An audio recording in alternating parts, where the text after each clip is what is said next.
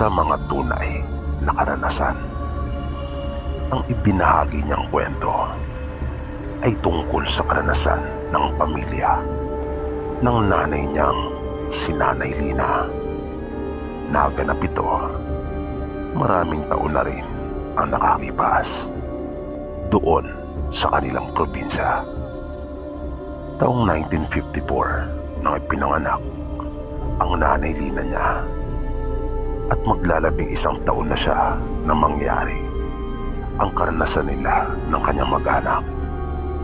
Ayon sa kwento, dumalo sila noon sa isang kasalan. Kamag-anak nila yung lalaking kakasal. Malayo yung bahay ng babae kung saan idadaos yung kasiyahan at handaan. Pero gabi pa lang, bago yung mismong araw ng kasal, ay naroon na sila. Sa kanila kasi, pinakabispiras pa lang ng kasalan, ay may nagaganap ng kasiyahan. Kadalasan, ay mayroong idinadaos na sayawan at may pakain na rin. Nung gabing iyon, ay masayang masaya ang lahat ng tao. Maraming dumating at nakipagsayawan. Pero may napansin ang nooy 11 taon na si Nanay Lina. May mga tao kasing nakasilip lang doon sa may bintana at hindi man lang talaga bumaba para makisalamuha sa mga tao. Sa palagay niya ay mga kaanak iyon nung babaeng ikakasal. Dahil yung sa partido nila ay nakikilala naman yung lahat. Marami din sila na pumunta doon upang tumulong. Ganon kasi sa kanilang probinsya. Sagot ng partidos ng lalaki ang lahat. Pero tumutulong din naman yung mga sa parte ng babae. At yun na nga, nang makita sila ni Lina, ay may naramdaman siya na kakaiba sa kanila. Pero hindi niya iyon ipinalata. Dahil sa kanyang kuryosidad, ay naisipan niyang maging mapagmatsyag. Naupo siya sa isang bahagi ng mahabang bangko na ginawa sa gilid ng sayawan. At mula doon, ay kitang-kita niya yung mga kaanak ng lalaki na mga nakasilip sa bintana. Kakaiba ang paraan ng pagtitig ng mga ito. Kapwa mga tahimik lang sila na hindi man lang nag-uusap o nagkikibuan. Nakatingin lang sila sa mga taong nasa ibaba at sa mga sumasayaw. Nang biglang nagulat si Lina nang makita ang isa sa kanila na nasa gawing likuran ng isa, na bigla na lang humaba ang kanyang tila. Na tila ba natakam ito? Napakabilis umano nung pangyayari. Kaya kinusot pa niya ang kanyang mga mata sa pag-aakalang na malikmata lamang siya. At nakita pa niya na tumingala iyon at hinimas ang kanyang leeg na tila ba nagpapakita ng matinding pagkauwaw. Kinilabutan si Lina sa kanyang mga nasaksihan. Dahil bukod sa ikinilos na iyon ng babae, ay kita din niya na kakaiba ang kamay nito. Nagtataglay umano ang babae ng mahahabang mga kuko at mabalahibo din ang kamay noon. Pinagmasdan ni Lina ang mga tao sa kanyang paligid. Gusto niyang alamin kung siya lang ba ang nakakita noon o may iba pa. Pero nakita niyang abala ang mga ito sa panunood sa mga sumasayaw. Tumayo si Lina at lumapit sa nanay niya. Sa mahinang boses ay sinabi niyang may gusto siyang sabihin sa kanya. Pero okupado din ito at ayaw maabala. Sunod naman niyang nilapitan ang kanyang ama na noy naroon at katulong na naghihiwa ng mga karne. Binulungan niya ito na kung maaari bang makausap na sandali. Sinabihan naman siya nito na mamaya na lang pag natapos na niya ang kanyang ginagawa. At nakita ni Lina na tinagayan ang kanyang ama ng gin. Umiinom pala ang mga ito habang naghihiwa ng mga karning kasamang ihanda. Nang tatalikod na si Lina, ay naramdaman niyang bigla na may inilagay ang kanyang ama sa magkabila niyang bulsa. Kaya napalingon siya at tinanong ang kanyang ama kung ano iyon, habang kinakapa ang inilagay nito sa bulsa. Sinabi nito sa kanya na bumili siya ng makakaing chichirya para malibang. At nakapanga niya yung mga barya sa bulsa. Napangiti naman siya at pansamantalang naiwaksi yung tungkol sa kanyang nakita. Naghanap siya ng mga maaaring mabilan na naroon din sa kasayahan na iyon na nagtitinda. Nang makabili habang kumakain ay naglakad-lakad siya at naghanap ng magandang mapupwestuhan. Nang makakita siya ng mauupuan na malapit lang din doon sa may sayawan, ay may napansin siyang biglang tumaan sa kanyang gilid na tila ba nagmamadali. Kaya napatingin si Lina at naging malikot na kagad ang kanyang isipan. Nabagaman may takot na sa dibdib, ay mas nangibabaw pa rin ang kanyang kasabikang malaman kung ano iyon. Kung kaya kanya iyong sinundan. Pero pinalipas niya muna ng ilang sandali. Maya-maya ay tinahak na niya yung dinaanan ng lalaki. Sa likurang bahagi iyon ng bahay. Ilang metro mula doon ay may natanaw siyang isang kubo na sa tingin niya ay isa yung tapahan. Yung tapahan na tinatawag sa kanila ay yung pinagpapausukan ng mga nyog na kinokobra. Kadalasang ginagawa ito kapag tag-ulan at hindi makapagbilad ng nyog.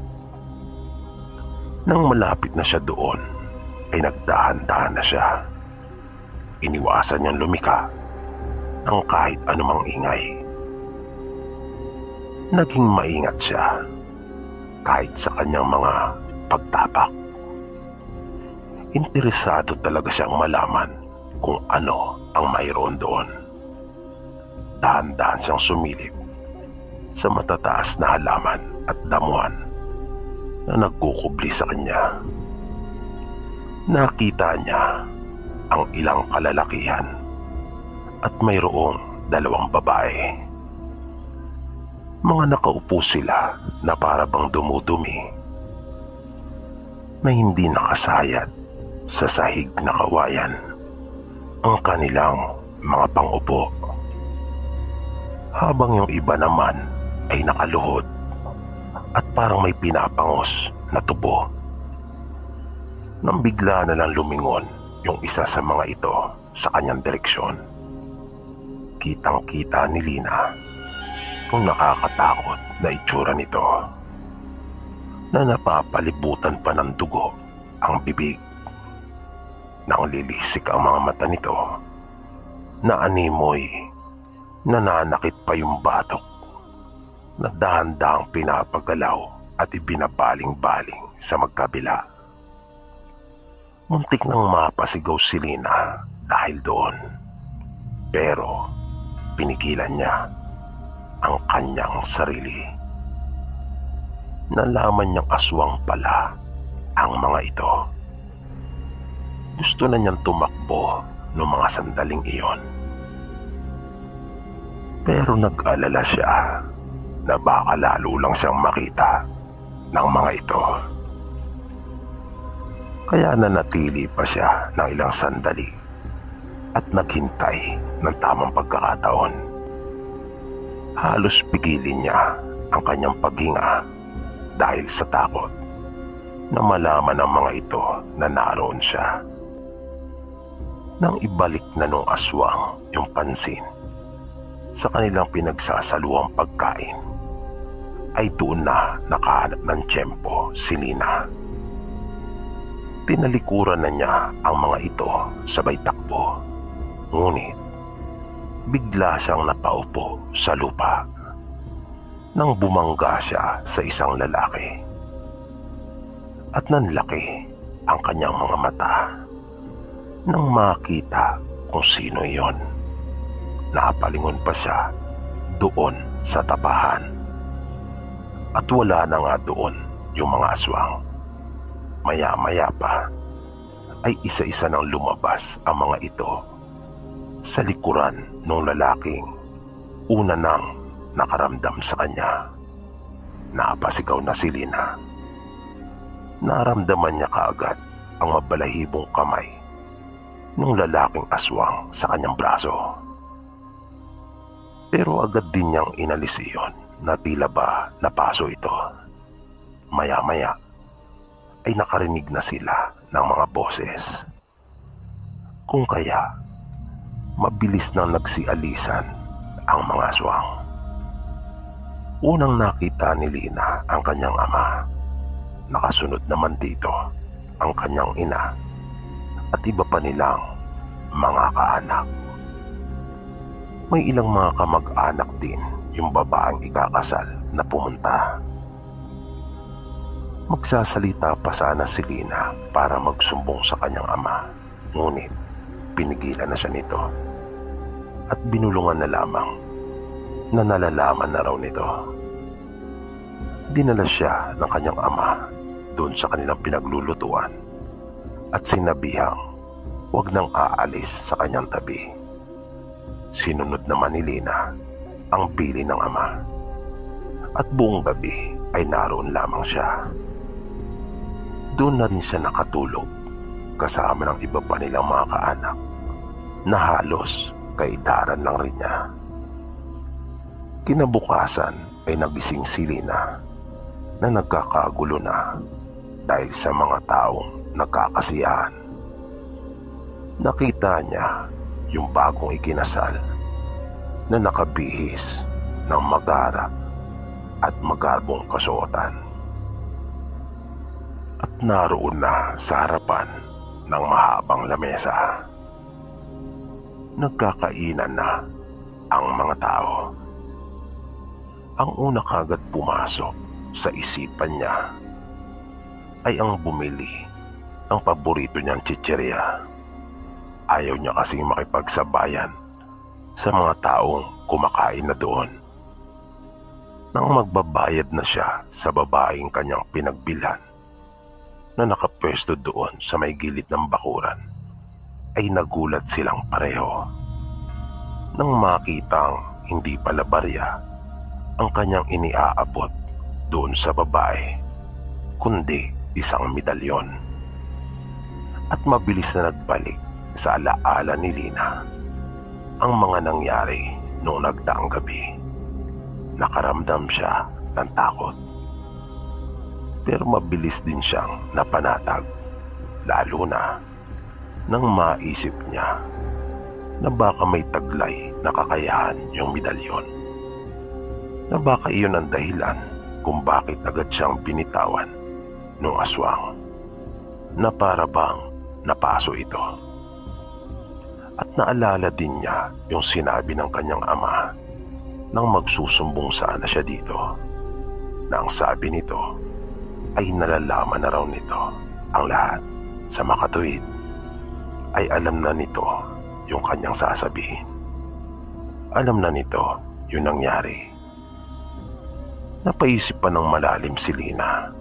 Nasabi niya sa kanyang sarili na marahil ay naramdaman na ng kanyang ama na may kakaiba sa kanilang kinaroroonan. Alam na marahil ng kanyang ama na mayroong aswang doon sa lugar.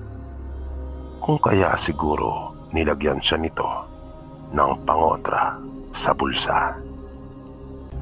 Nalaman ni Lina na may medalyon palang kasama ang mga barya na ibinigay sa kanya ng ama. Pero hindi niya inaasahan iyon, na may ganong pag-aari pala ang kanyang ama at may nalalaman ukol sa mga ganong larangan. Halos mag-aalas 2 na ng hapon nang magsimulang magsiuwian ang mga tao. At dahil sa wala na rin namang gaanong gagawin, ay nagpasya na rin ang kanyang mga magulang na umuwi na sila.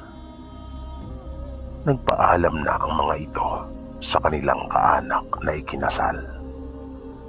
At kasama ang iba pa nilang mga kamag-anak na nagpunta doon, ay umuwi na nga sila ng sabay-sabay.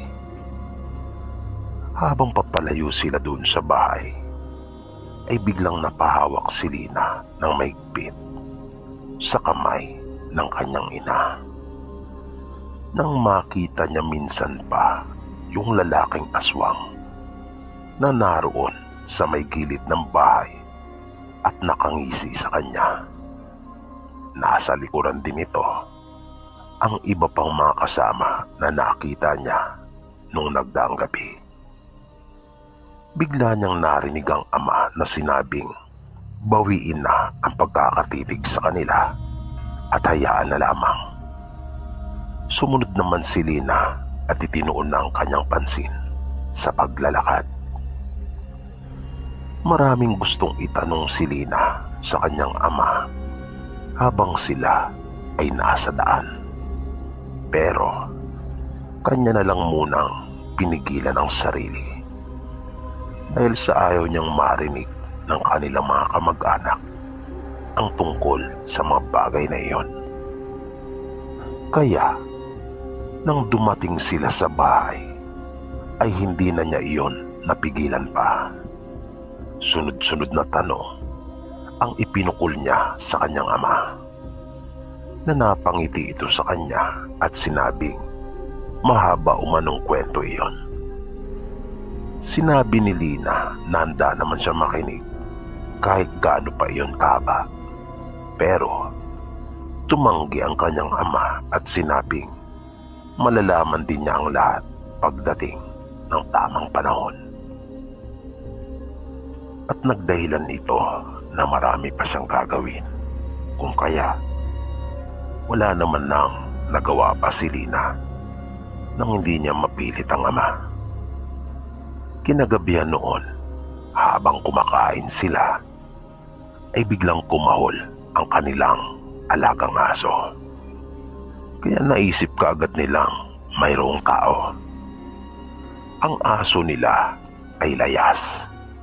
Ayon pa kay Lina, madalas itong wala at tuwing gabi lang ito nakikita sa bahay. Malaking pagkaaso ito na kulay itim. Tumayo kaagad ang tatay niya at sinilip sa kanilang bintana kung sino ang nasa labas. Nabakas kaagad ni Lina sa mukha ng ama ang pag-aalala nang makita nito kung sino ang nasa labas. Nakita ni Linang binuksan ng kanyang ama ang pinto ng kanilang bahay.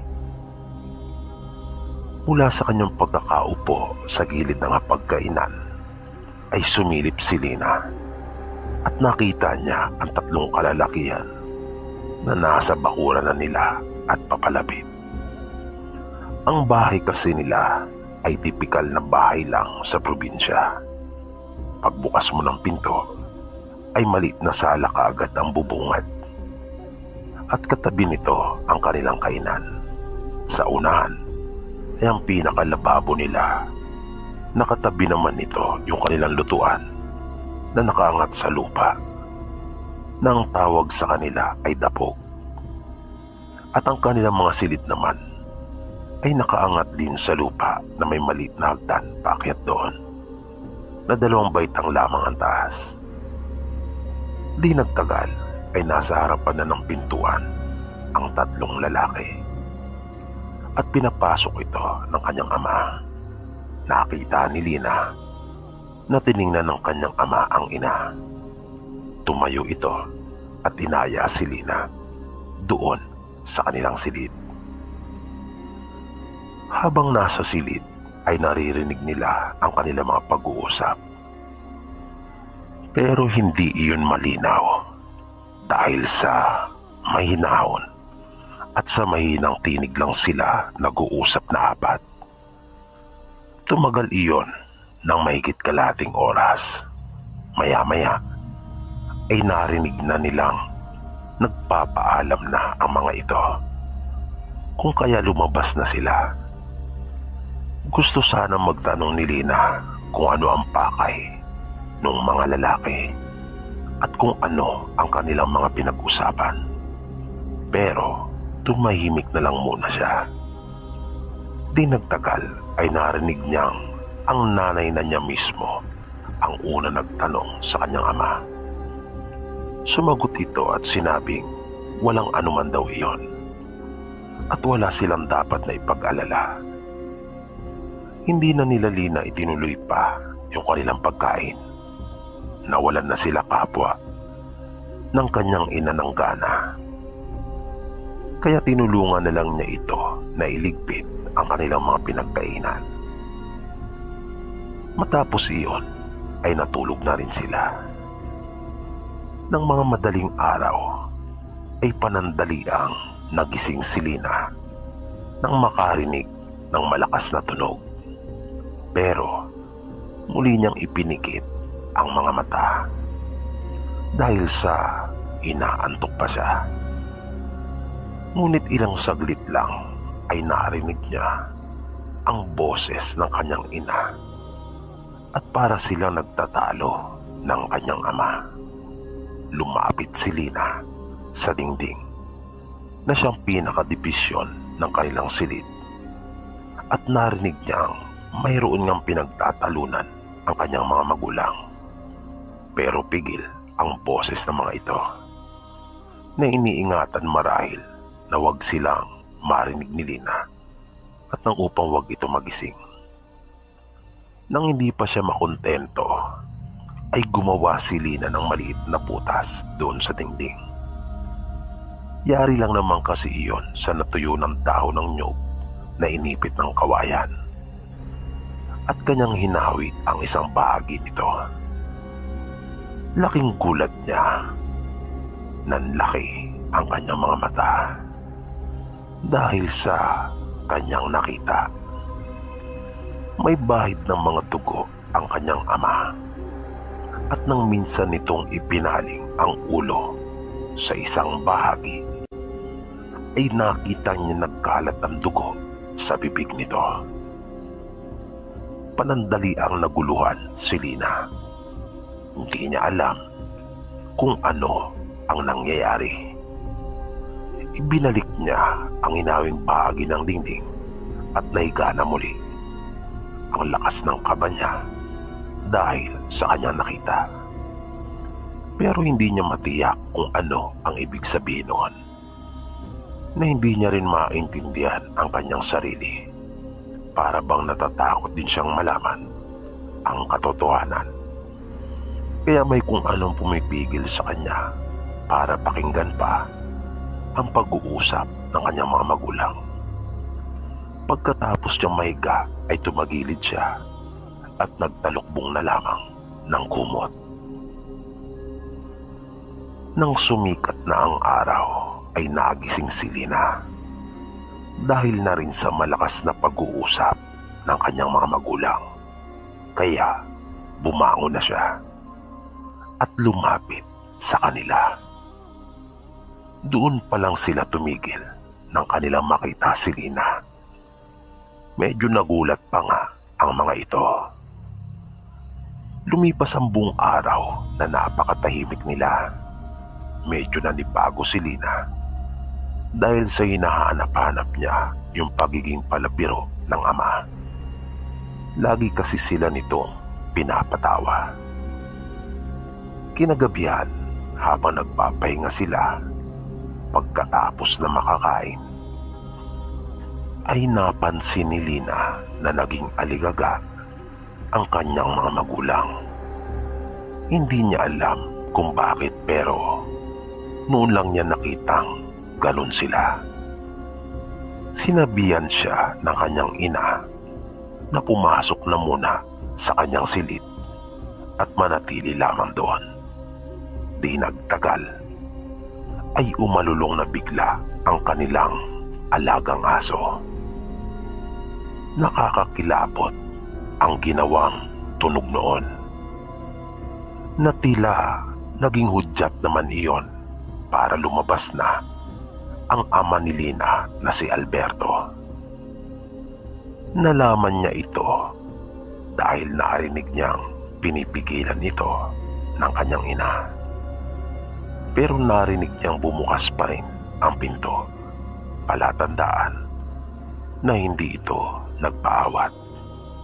At narinig niya ang kanyang ina na pinag-iingat ang ama, bagay na nagpakaba talaga sa kanya dahil sa paraan ng pagsasalita ng ina na tila nanginginig pa ang boses nito.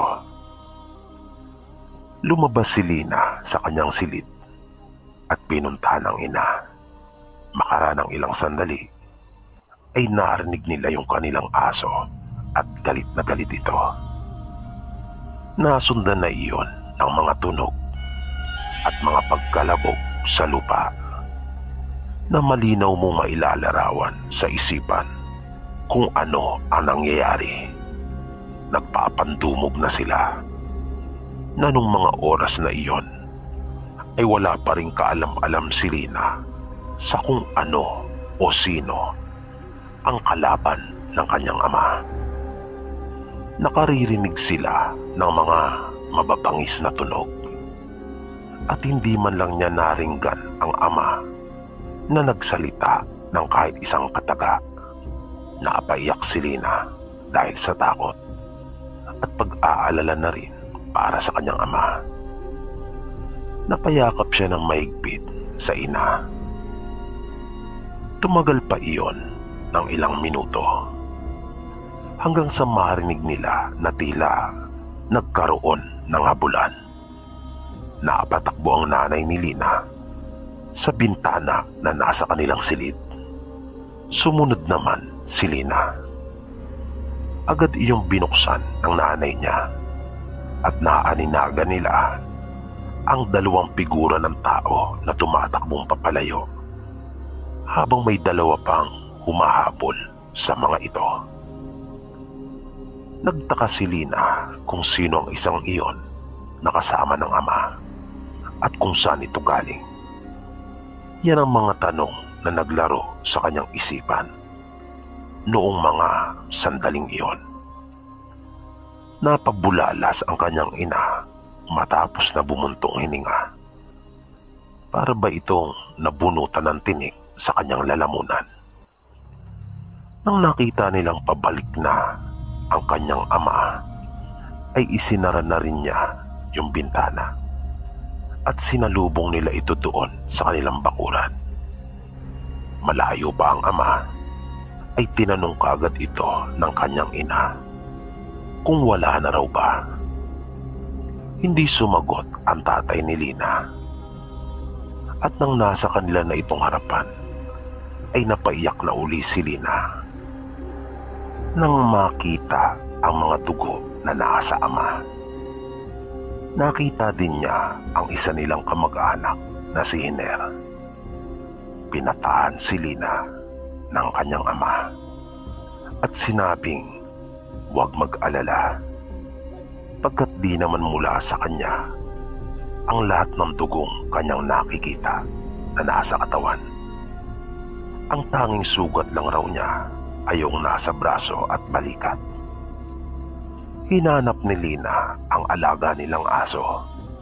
Nag-alala rin siya para dito. Naisip niya kasing baka kung napaano na ito Kung kaya, kanya rin itong hinanap sa ama. Hindi kaagad nakaimik ang tatay niya. Hindi ito nakasagot sa kanyang tanong. Kaya, lalong nag-alala si Lina na baka napahamak na nga ito. Kaya tinanong niyang muli ang ama na sa pagkakataong iyon ay tinanong na niya ng diretsa kung napahamak ba ang kanilang alaga. Bumuntong hininga ang kanyang ama at sumulyap sa ina. Nakita niyang tumango ang kanyang nanay. Sinabi ng kanyang ama na buhay at malakas ang kanilang alaga at huwag na siyang mag-alala pa. Pero muling nagtanong si Lina kung nasaan ito, na para bang duda siya sa mga sinabi ng ama at ayaw niyang maniwala. Muli naman itong napasulyap sa kanyang ina at sinabing ayan siya. Nagulat si Lina nang malamang ang tinutukoy nito ay si Hiner. Naramdaman niya ang kamay ng kanyang ina sa kanyang balikat at narinig niyang sinabi nito na marami pa raw siyang hindi nalalaman tungkol sa kanilang angkan. Dagdag pa nito, panahon na rin umano marahil na malaman na niyang lahat ang tungkol sa kasaysayan ng kanilang lahi. Nagdesisyon na nga ang mga magulang ni Lina na ipagtapat na sa kanya ang lihim na matagal nang iniingatan ng kanilang lahi. Naisip nilang mag-asawa na panahon na para malaman ng kanilang nag-iisang anak na si Lina ang lahat tungkol sa kanilang angkan. Sabi ng nanay ni Lina, ang angkan ng kanyang ama at kanilang angkan ay may mga lahing aswang. Nagmula pa umano sa tinaguriang sinaunang aswang ang kanilang lipi. Ngunit nagpasya ang kanilang mga magulang na lumayo at mangibang bayan. Kung kaya, napadpad sila doon. Nagsimula ng panibagong buhay ang kanilang mga magulang. Hanggang sa doon na rin ipanganak at lumaki ang mga magulang ni Lina. Pagpapaliwanag pa ng nanay ni Lina, sa mga unang taon na nagkaisip na sila, ay kanila pang nasaksihan yung mga isinasagawang ritual ng kanilang mga magulang. Ngunit habang tumatagal, ay unti-unti na nila itong kinalimutan. Nagkaisa ang kanilang mga magulang na isang tabi na yung kanilang mga nakagawian. At kung kanilang magagawa pa, ay tuluyan na nila itong iwawaksi. Ngunit hindi umano nila nagawang talikuran niyon ng tuluyan. Kaya sinikap na lang umano nilang panatilihin iyong lihim at gawing alternatibo ang pag-inom ng sariwang dugo at pagkain ng laman loob ng mga hayop. Habang ang mga magulang naman ni Lina ay nagsikap ng gusto para magbago. Ngunit ngayong malalagay sila sa panganib, ay muling binuhay ng kanyang amang si Mang Alberto ang natutulog nitong dugo ng pagiging aswang. Nang magsagawa ito ng ritual at kumain ng sariwang laman ng hayop at uminom ng sariwang dugo. At iyon nga yung pagkakataon na kanyang nasaksiyan na ang mga magulang niya ay nagtatalo at kanyang nakita ang ama na puno ng dugo ang bibig nito. Nang magsalita si Mang Alberto ay sinabi niya na tanging iyon na lamang umano ang naisip niyang pinakamabuting paraan upang malabanan at maharap Yung mga aswang na nagbabalak ng masama sa kanila. Nagulat si Lina sa kanyang mga narinig mula sa ama at hindi na naiwasan pang magtanong kung sino yung mga aswang na nais puminsala sa kanila. Nakita niyang nagkatinginan pa munang sandali ang kanyang mga magulang at sinabing yung mga aswang na kanyang nakita doon sa kasalan na nalaman nila Mang Alberto at Aling Rosa na mga kamag-anak ng babae na napangasawa ng kanilang kaanak. Pagkukwento ni Mang Alberto, nakiusap umano siya sa mga ito na palampasin na lang ang nangyari pagkat hindi naman sinasadya ni Lina. Humingi pa nga siya ng paumanhin at sinabing baka maaari naman nila siyang pagbigyan alang-alang sa pag-iisang dibdib ng dalawa na kabilang sa kanilang mga angkan. Nung gabing iyon, ayon kay Mang Alberto, ang buong akala niya ay maayos na ang lahat. Hanggang sa nagpadala nga ang mga ito ng 3 emisaryo para kausapin siya at ipagbigay alam dito na hindi pala tinanggap ang paghingi niya ng tawad at pakiusap. Kaya napilitan siya na magsagawa na muli ng ritual upang manumbalik ang kanyang lakas at mga kakayahan. Hindi alam ni Lina kung ano ang kanyang magiging reaksyon sa lahat ng kanyang mga narinig. Nasabi niya sa kanyang sarili na isa rin pala siyang aswang. Nagsalita na muli ang kanyang ina nang mapansin siyang tila nababalisa. Sinabi nito na bagaman may lahi silang aswang ay hindi naman sila masama. Na hindi katulad ng mga aswang na nakasagupa ng kanyang ama na hindi marunong magpatawad. Kung kaya lalo pang lumala ang sitwasyon. Nang magtanong si Lina kung ano ba talaga ang ikinagalit nila ng matindi, ay sinabi ni Mang Alberto na napahiya kasi ang mga ito, lalo na umano yung lalaking humawak kay Lina. Hindi umano nito matanggap na sa sarili nilang bakuran ay natalo ang kanyang kakayahang taglay. Hindi nito matanggap na sa kanila mismong baluarte ay parang napamukhan ito at nahayag ang kanyang kahinaan. At iyon para sa kanila ay isang kalapastanganan. Nasabi pa ni Mang Alberto ay dala lamang ng kayabangan na kung marunong lang sana itong magpakumbaba at hindi mapagmataas ay hindi na sana aabot pa sa masamang sitwasyon ang lahat na ngayon ay nagkaroon tuloy ng hidwaan sa pagitan ng kanilang angkan. Kinabukasan ay maagang nagpaalam si Hiner. Umuwi na muna ito pagkat marami pa umanong gawain ang naghihintay sa kanya. Si Hiner ay naatasang magbantay talaga sa pamilya nila Mang Alberto.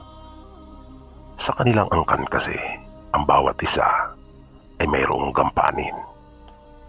Ang tatay ni Mang Alberto, simula nang lumipat sila sa lugar, ay siyang kinilalang pinuno ng mga mag-anak na sumama sa kanila.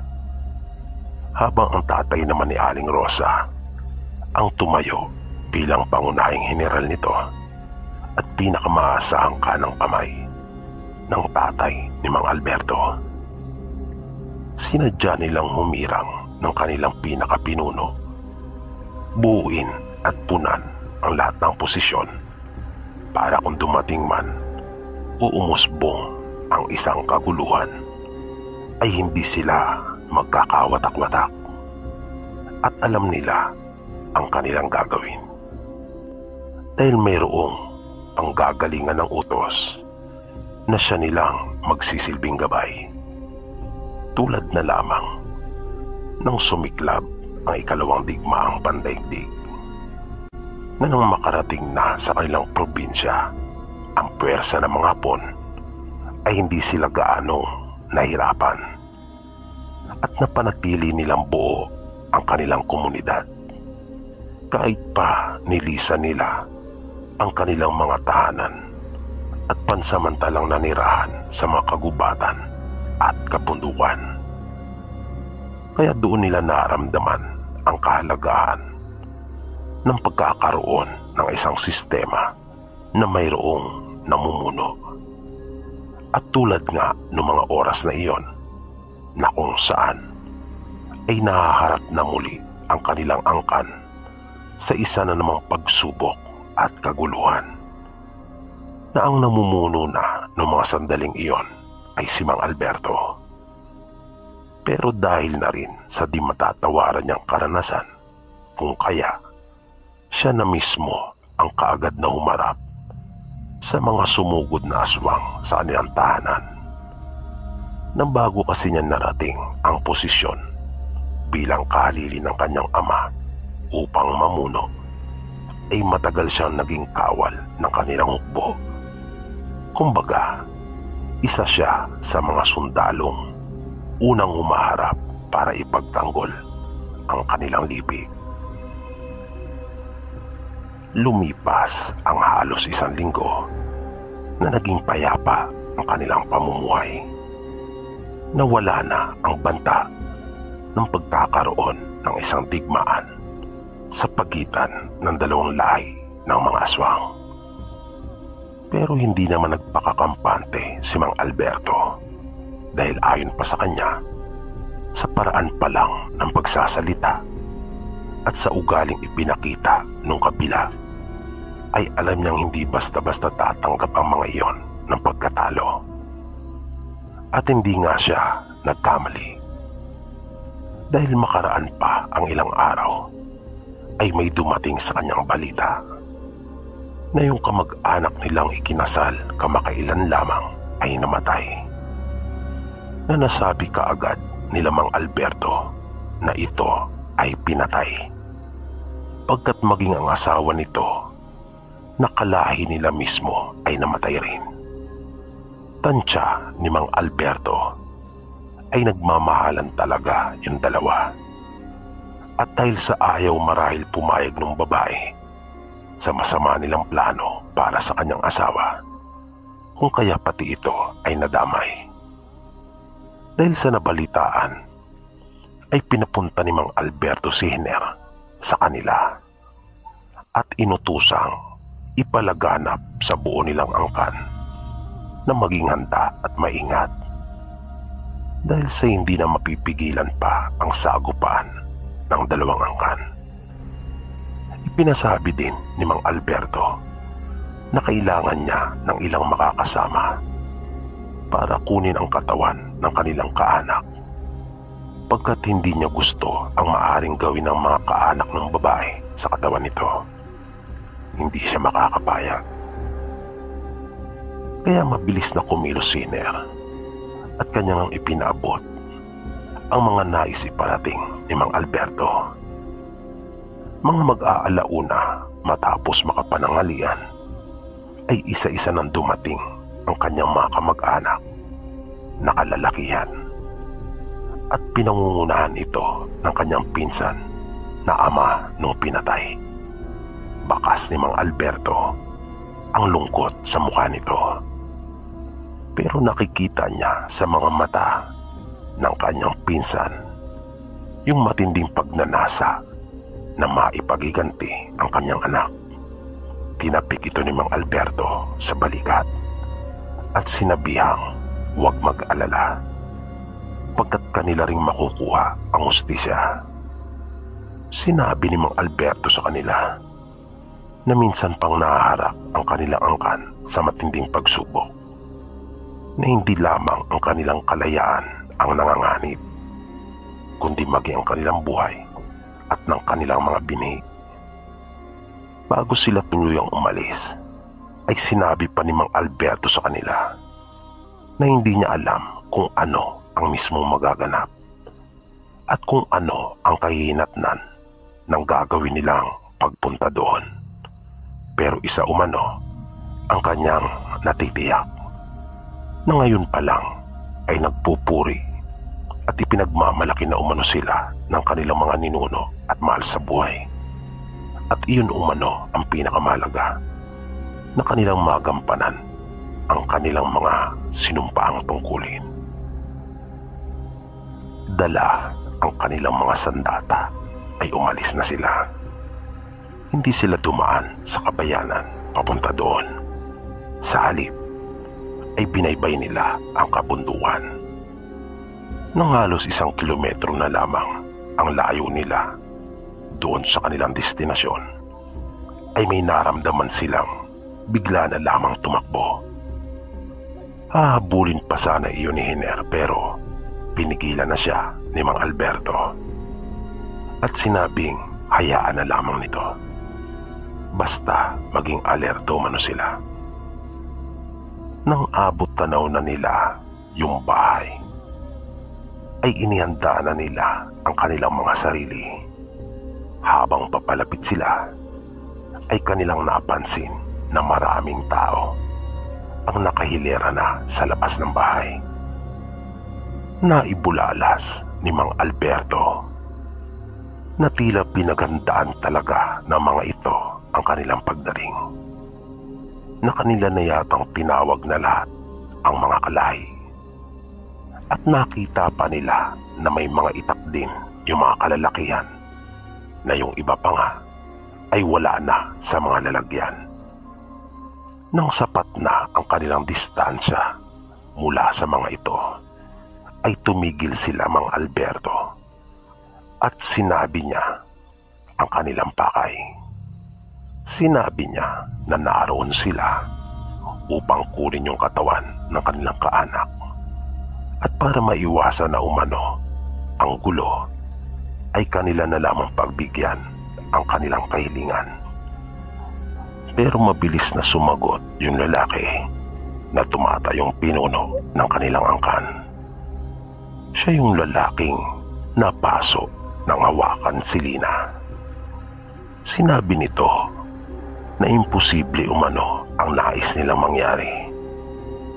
Hindi na raw nila makukuha pa ang bangkay ng kaanak nila Mang Alberto upang maiuwi. Muling nagsalita si Mang Alberto at sinabing may iiwasan pa naman sana ang gulo sa kanilang pagitan kung marunong lamang daw silang magbigay at magpakumbaba. Pero muling iginiit ng lalaki na imposibleng araw ang kanilang gustong mangyari, dahil kinain na umano nila ang kaanak nila Mang Alberto, na naubos na nila ito, at ultimong mga buto ay kanila na rin umanong dinurog at isinama sa ipa na pagkain ng kanilang mga alagang baboy. Biglang nagpanting ang tenga nila Mang Alberto at tumulo naman ang luha ng pinsan niya na ama ng kanilang kaanak na pinagsaluhan ng mga kausap nilang aswang. Nang marinig nga nila yung sinabi nung pinakatumatayong pinuno nung kabilang angkan, ay nagpanting na bigla yung tenga ni Mang Alberto. Dahan-dahang hinugot ni Mang Alberto ang kanyang itak habang lumalapit sa kabilang grupo. Sumunod na rin ang kanyang mga kasama. Hinugot nila ang kanilang mga itak at naghati sa 2 grupo. Kumilos na rin ang mga bata at kababaihan na naroon. Pumasok ang mga ito sa itaas ng bahay, habang yung iba naman ay nagsipagtago. Nagsalita si Hiner at sinabing napakarami ng kanilang kalaban. Napangiti naman ang isa nilang kaanak at sinabing mas mainam nga raw iyon. Dahil kung sakali man ay kaunti lamang ang malalagas sa kanilang angkan, habang sisiguraduhin daw niyang marami ang mauutas sa kabila. Sumigaw ng ubod lakas ang pinuno sa kabila na tila iyon na ang naging hudyat ng kanilang paglusog. Nagsimula na rin magsigawan yung mga kababaihang naroon at mga bata. Umusal na sila Mang Alberto ng orasyon at kanila nang sinalubong ang mga ito. Biglang napalitan ng mga malalakas na pag-iyak yung sigawan ng mga kababaihan nang makita nilang nagsimula na ang sagupaan.